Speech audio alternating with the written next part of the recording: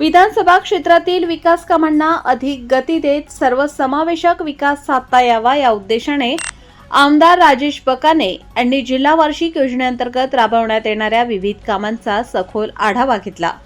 यासाठी उपविभागीय अधिकारी कार्यालय वर्धा येथे पूर्व आढावा बैठक आयोजित करण्यात आली।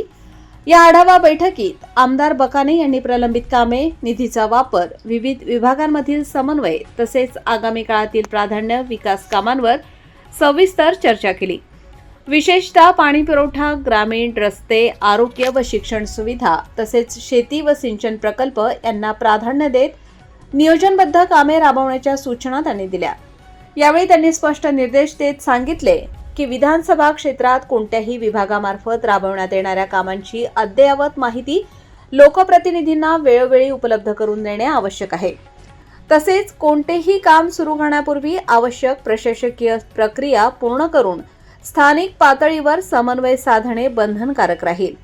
कामांच्या अंमलबजावणीत पारदर्शकता, गुणवत्ता आणि वेळेचे नियोजन या बाबींना प्राधान्य देण्याचे निर्देशही त्यांनी दिले।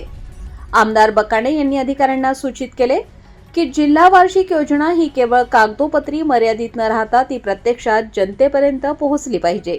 प्रत्येक गावात दिसणारा आणि नागरिकांच्या जीवनमानात सकारात्मक बदल घडवणारा विकास हा योजनेचा उद्देश असावा, असेही त्यांनी नमूद केले।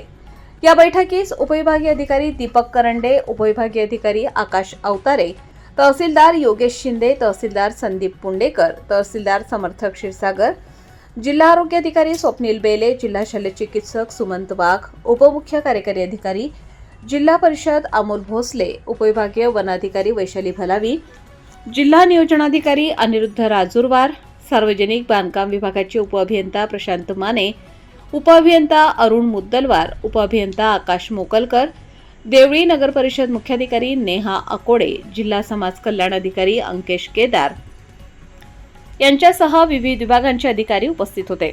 बैठकीत विविध विकास कामांना गती देण्यासाठी समन्वयाने कार्य करण्याचे ठरवण्यात आले असून आगामी काळात जिल्हा वार्षिक योजनेच्या माध्यमातून विधानसभा क्षेत्रात ठोस आणि परिणामकारक विकास साधण्याचा निर्धार व्यक्त करण्यात आला।